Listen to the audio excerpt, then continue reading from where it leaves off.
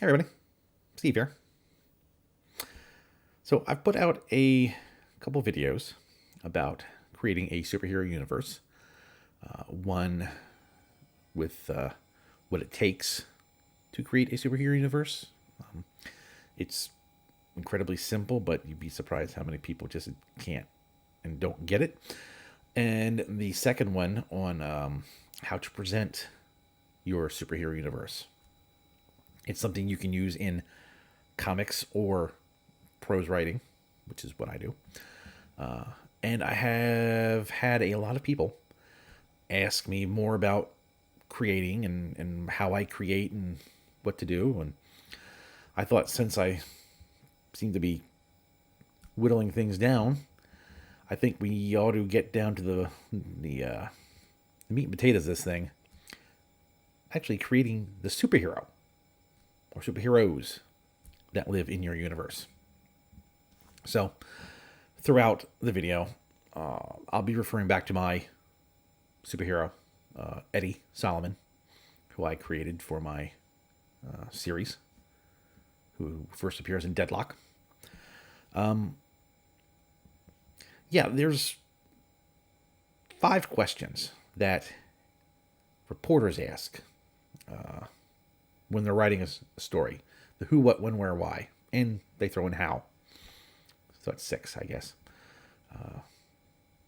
And that helps here.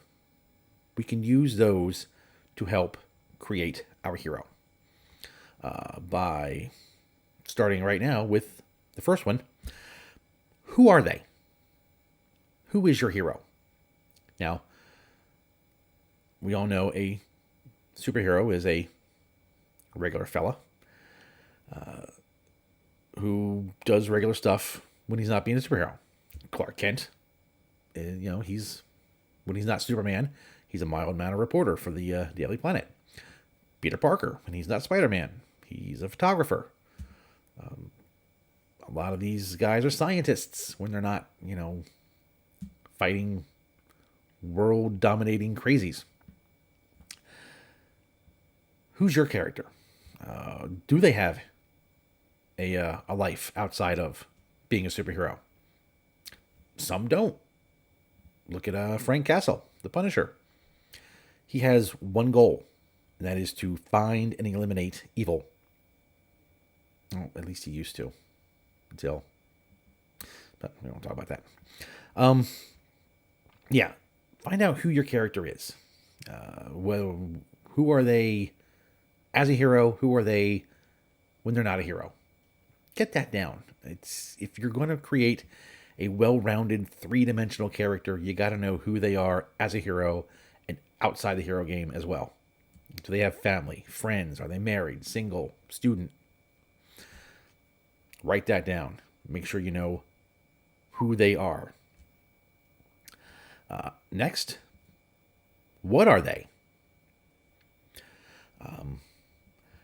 One of the greatest things I ever owned in my life as a teenager was the Marvel Superheroes role-playing game.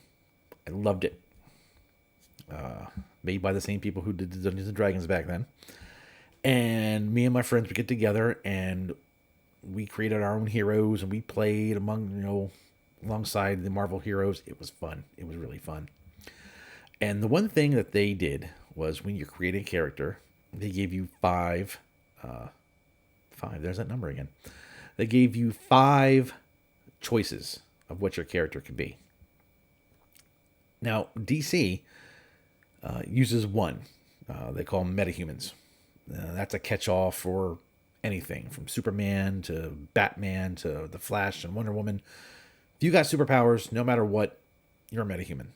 Marvel likes to be a little more, give you a little more options. Like, of the 5, they give you 1, the Ultra Human. Spider-Man, Captain America, the Hulk. Anything that makes your normal human superhuman. There's something was added to the mix and they now have powers.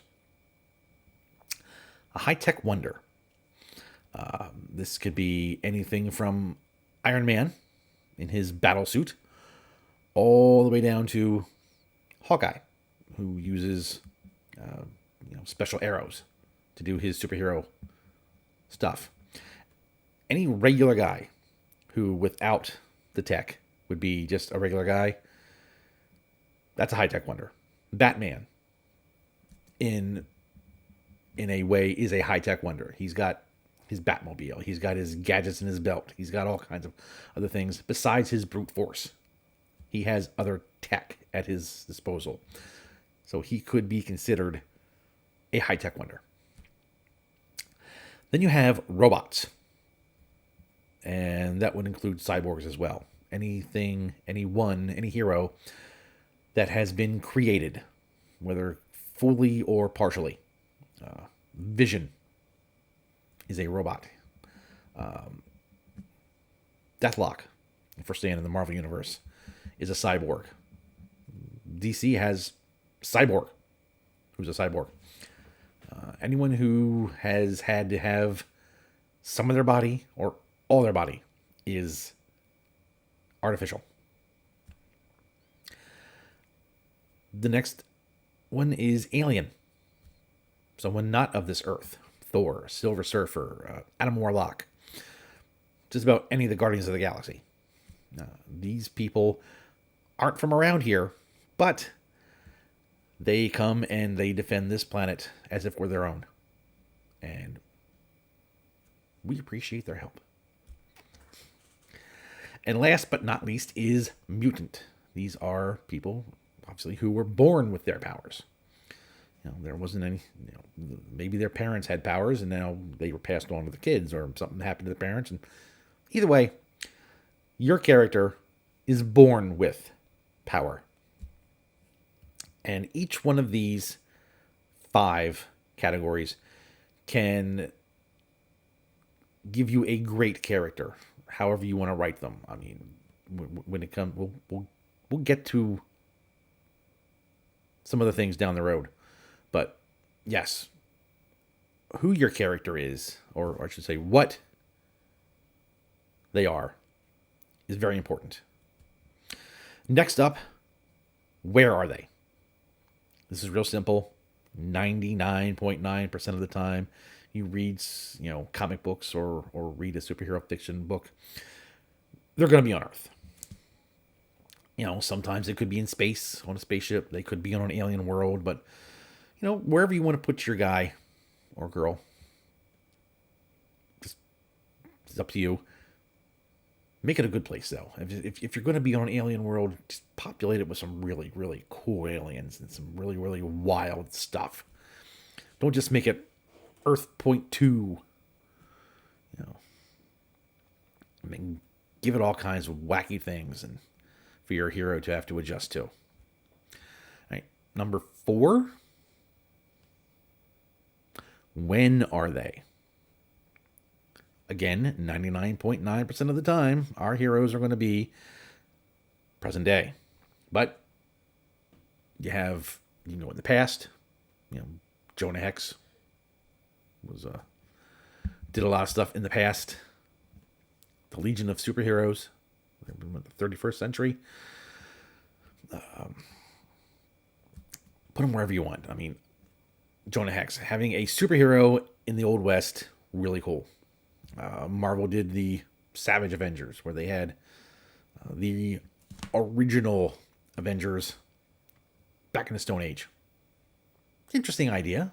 Didn't really pan out as well as I think they wanted it to, but interesting idea nonetheless.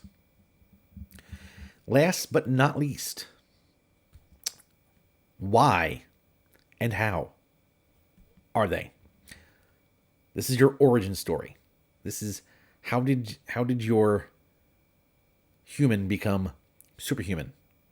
How did the alien land here on Earth? Why did the person feel the need to build this high-tech suit and fight crime?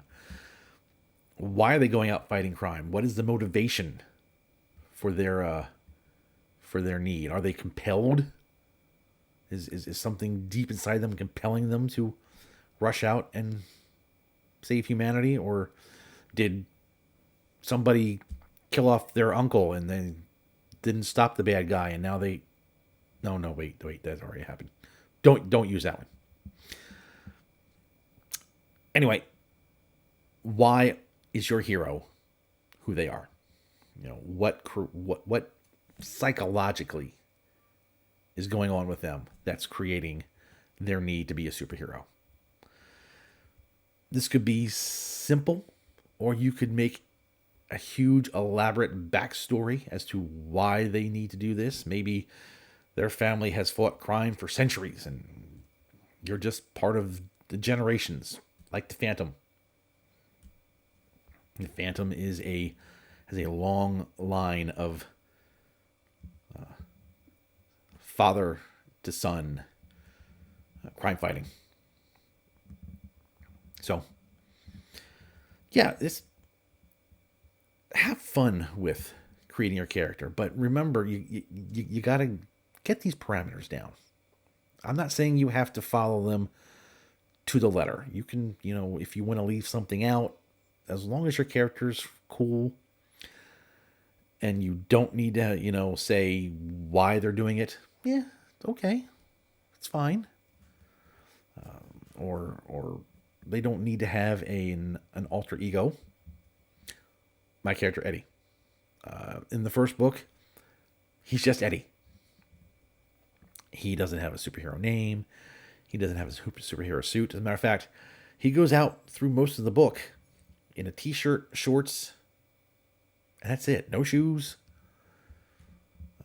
He's just a guy who gets thrown in the deep end, and craziness ensues.